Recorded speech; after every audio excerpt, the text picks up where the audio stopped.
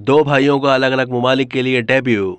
World cup का अनोखा वाकया। फुटबॉल वर्ल्ड कप में दो सगे भाई अनाकू और नेकू विलियम्स दो अलग ममालिक के शहरी और अपनी टीमों की नुमाइंदगी कर रहे हैं। अनाकी ने ब्राजील के खिलाफ घाना के लिए डेब्यू किया, जबकि नेकू ने कोस्टारिका के खिलाफ स्पेन की नुमाइंदगी की। दरअसल उनके वालिदैन मारिया और फ्लेक्स ने घाना में मुश्किलात के सबब बरसों पहले मुल्क से स्पेन की जानिब नकल मकानी की थी और बिलबाओ इलाके में जिंदगी बसर करने का फैसला किया, जहां अनाकी और नेकू विलियम्स पैदा हुए।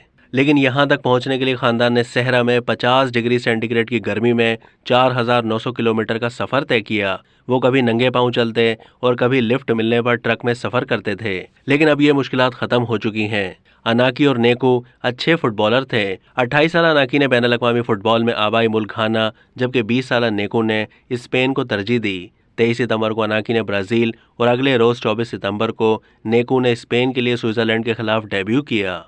अब तक के लिए इतना ही। मज़ीद मालूमात के लिए डेली जंग के यूट्यूब चैनल को सब्सक्राइब कीजिए।